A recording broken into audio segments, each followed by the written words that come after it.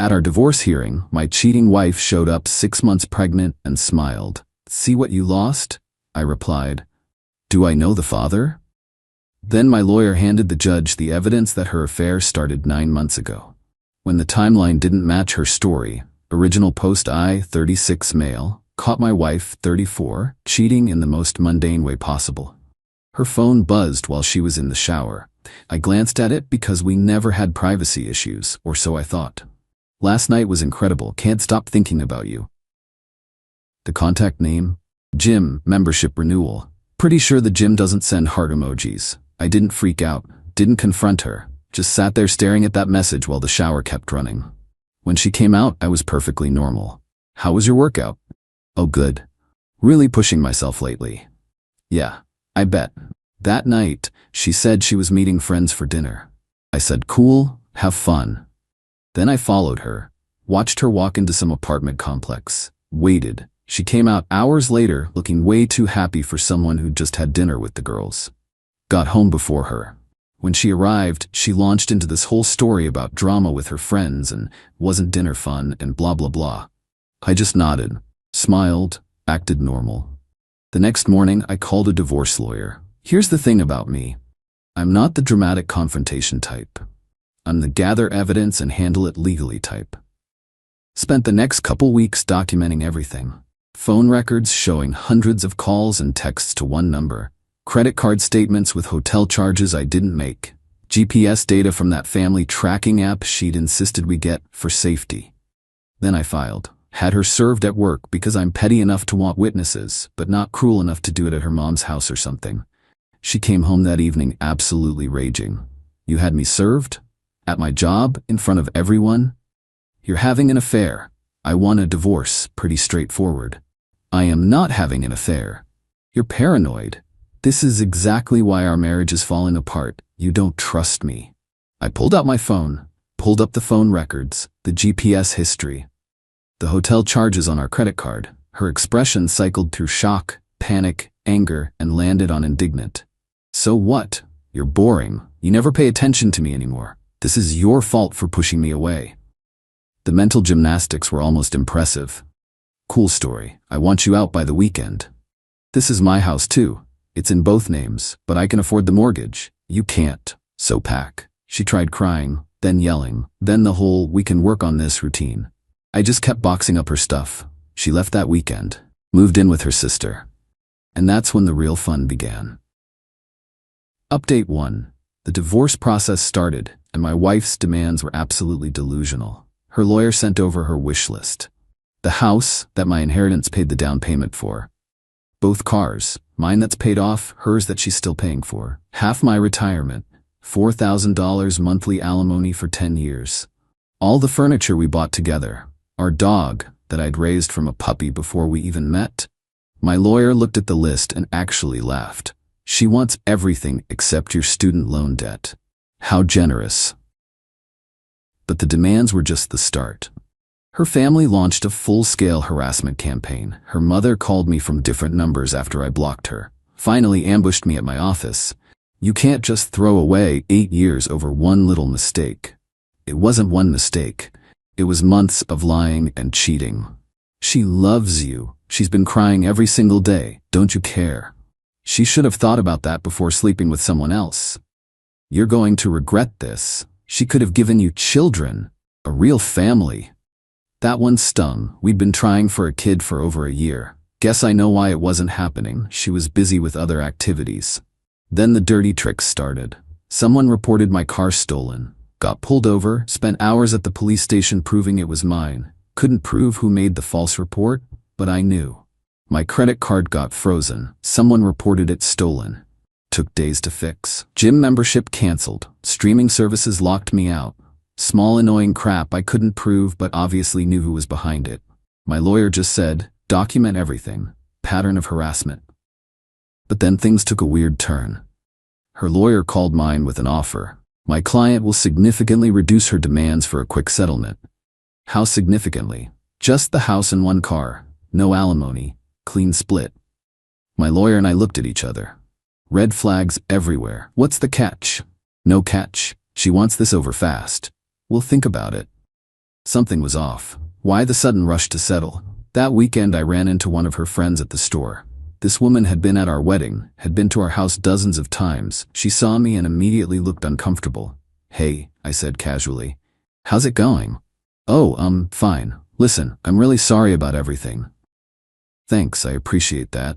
Yeah, the timing is just really unfortunate with everything." "What timing?" She looked confused. "You don't know?" "Know what?" She opened her mouth, closed it, looked panicked. "Nothing. I should go. Take care." She basically ran away from me, spent the next week trying to figure out what that meant. My lawyer started digging into my wife's financials, looking for hidden assets or accounts, and that's when we found it. She'd started seeing a new doctor, an OBGYN specialist. My lawyer made some calls, pulled some strings. Medical records are tricky in divorces, but there are ways to find things when you know where to look.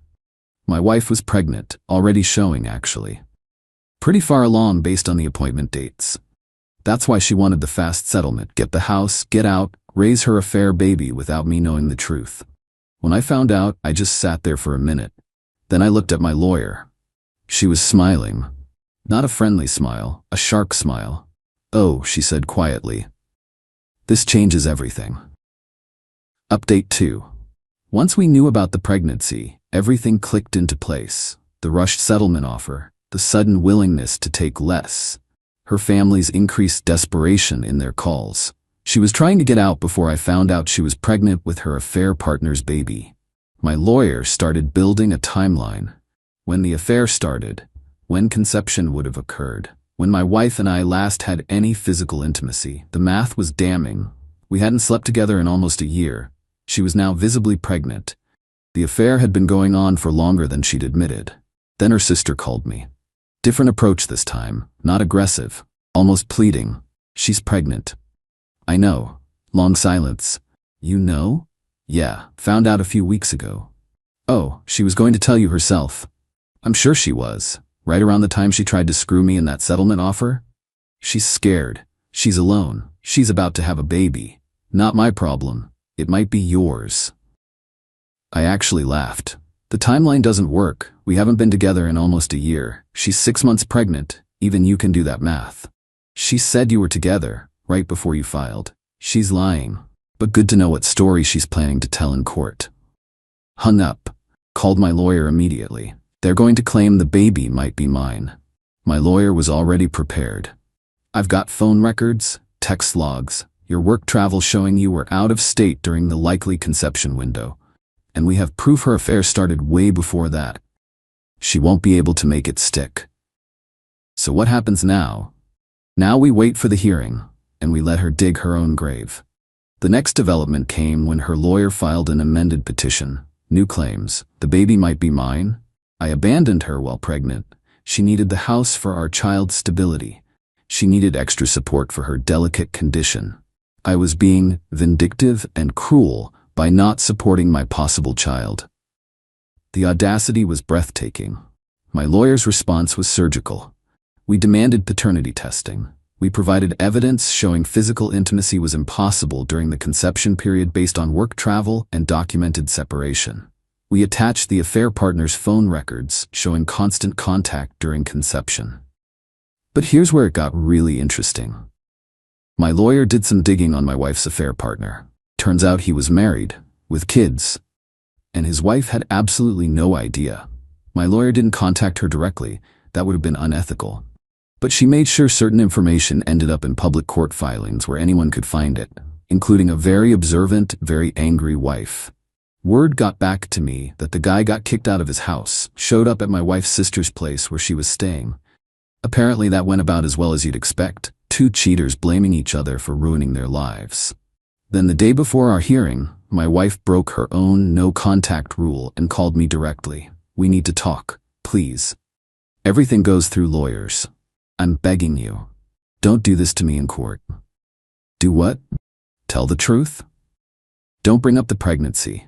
Please, I'll give you whatever you want. Keep the house, keep everything. Just don't humiliate me. You're 6 months pregnant with another man's baby and tried to pass it off as mine to get the house. You humiliated yourself." "I never said it was yours." My sister assumed. Your legal filing literally claims I abandoned you while pregnant with our child. Try again. I don't know what I'm gonna do. He won't talk to me. I have nothing. For a second, just a second, I almost felt sorry for her. Then I remembered her lying to my face about girls' night while GPS showed she was at a hotel. You should have thought of that before you cheated. See you in court. The day of the hearing arrived. I got there early with my lawyer, who'd spent the morning preparing me for what to expect. What I wasn't prepared for was my wife walking in visibly pregnant, wearing a dress that deliberately emphasized her belly, flanked by her mother and sister like some kind of wronged heroine. She saw me and smiled. Actually smiled. This smug little smile like she'd already won. She sat down, whispered something to her lawyer, then turned back to look at me. See what you lost? She said it loud enough for everyone to hear. The court reporter, the bailiff, both lawyers, everyone. I looked at my lawyer. She was fighting back a grin. I looked back at my wife. Do I know the father? Her face went from smug to crimson in about half a second. You're the father. This is your baby. Weird.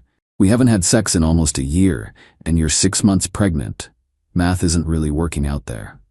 Her lawyer looked like she wanted to disappear. Her mother started sputtering something, but the bailiff called for order. The judge walked in. Middle-aged woman with zero patience on her face. Time for the show. Final update. The hearing was everything I'd hoped for, and nothing my wife expected. The judge started with standard questions. Assets, timeline, grounds for separation. Then she got to the amended petition. I see there's a claim regarding pregnancy and potential paternity. My wife's lawyer stood up, looking uncomfortable. Yes, Your Honor, my client is currently pregnant and there's a possibility. My lawyer cut in. Your Honor, I'd like to submit evidence that makes paternity biologically impossible. She handed over a thick file. My work travel records, hotel receipts from business trips, credit card statements, text records showing my wife and I barely communicated, phone logs showing her constant contact with her affair partner during the conception period. The judge reviewed the documents. Her expression got progressively less sympathetic. She looked up at my wife. Mrs., you claim your husband abandoned you while pregnant with his child. According to this evidence, you were engaged in an extramarital affair during the entire conception period. My wife's lawyer tried to object. Your Honor, my client's personal relationships. Your client made them relevant by claiming abandonment and requesting increased support based on pregnancy. I'm establishing facts. The judge turned back to my wife. Is this baby your husband's? My wife looked at her lawyer, looked at her mother, looked anywhere but at the judge. It could be. Could be? Were you intimate with your husband during the conception window? Silence. Mrs., you're under oath. Answer the question. We hadn't been together for a while. Define a while. More silence. The judge's patience was evaporating. I have evidence showing you had an extramarital affair for an extended period. You're 6 months pregnant. You haven't been intimate with your husband in nearly a year. Unless we're dealing with an immaculate conception, this baby's father is your affair partner. Correct? My wife started crying. He left me. When he found out I was pregnant, he left. I have nobody. The judge looked completely unimpressed.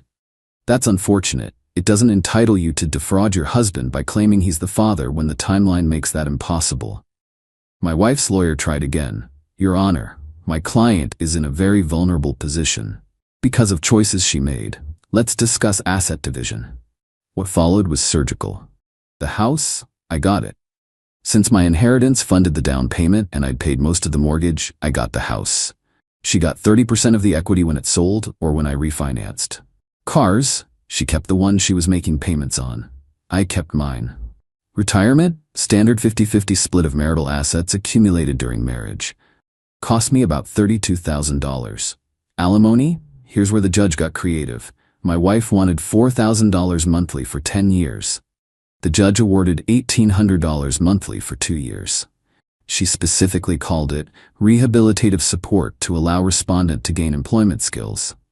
Then she added, this court notes that respondent's extramarital affair and resulting pregnancy were factors in this decision. While we operate under no-fault divorce laws, I'm not obligated to reward fraudulent behavior in financial settlements. My wife was sobbing. Her mother looked ready to explode. Her sister just sat there in shock, but the judge wasn't finished. I'm also ordering respondent to pay petitioner's legal fees due to the misleading paternity claims. That's $18,000. My wife's lawyer actually gasped. Your Honor, my client can't possibly afford. Then she'll arrange a payment plan. This hearing is adjourned. Gavel down. My wife's entire support system swarmed her, everyone talking over each other. Her lawyer was frantically packing up papers. I just sat there with my lawyer, who was very professionally not gloating. Well, she said quietly, that went well. Yeah, it did. Outside the courthouse, my wife's mother cornered me one last time. I hope you're happy. My daughter is homeless and pregnant, and you just destroyed her. She destroyed herself. I'm just not paying for her mistakes. That baby might still be yours. You could be abandoning your own child. My lawyer stepped between us. Ma'am, if your daughter pursues that claim, we'll demand a court-ordered paternity test. When it proves my client isn't the father, we'll sue for fraud and intentional infliction of emotional distress. I suggest you advise your daughter to accept reality. We left them standing there. The aftermath has been quiet. She moved back in with her parents. From what I heard through mutual friends, she's working part-time retail and living off the alimony. The baby was born a few months after the hearing. Her affair partner's name is on the birth certificate. He's paying child support but wants nothing to do with either of them. The house sold fast, got way over asking. After paying off the mortgage and giving her the 30%, I cleared enough to buy a smaller place outright. Closed on a 2-bedroom condo recently. My dog loves it. It's quiet and it's mine and nobody's lying to me in it. Total cost of the divorce, about $32,000 in retirement split. Paid my own $18,000 in initial legal fees. Got reimbursed for the $18,000 the judge ordered her to pay, and I'm paying her $1,800 monthly for the next couple years. All told, about $50,000 plus fees. Worth every penny. Started seeing someone new. She's a paralegal who actually helped with some of the divorce paperwork at a different firm. She knows the whole story. Her reaction? Your ex tried to commit paternity fraud and got caught red-handed. That's not you being cruel, that's karma. Yeah, I'm keeping her. Ran into my ex at the grocery store recently. She was pushing a stroller, looking exhausted. Saw me and immediately tried to go the other way. I just kept shopping. Not my circus. Definitely not my monkey. Absolutely not my baby. Her sister sent me a message last week. She's struggling. Baby cries constantly. She's exhausted. Sometimes she asks about you. Blocked her immediately. Because here's the truth. I'm not the villain here. I didn't cheat. I didn't lie. I didn't try to trap someone into raising another man's baby. I just refused to be a doormat and let her face the consequences of her actions. She wanted everything. The affair, the lifestyle I provided, the house, and when she got pregnant, she wanted me to fund it all by implying I was the father. The judge saw through it.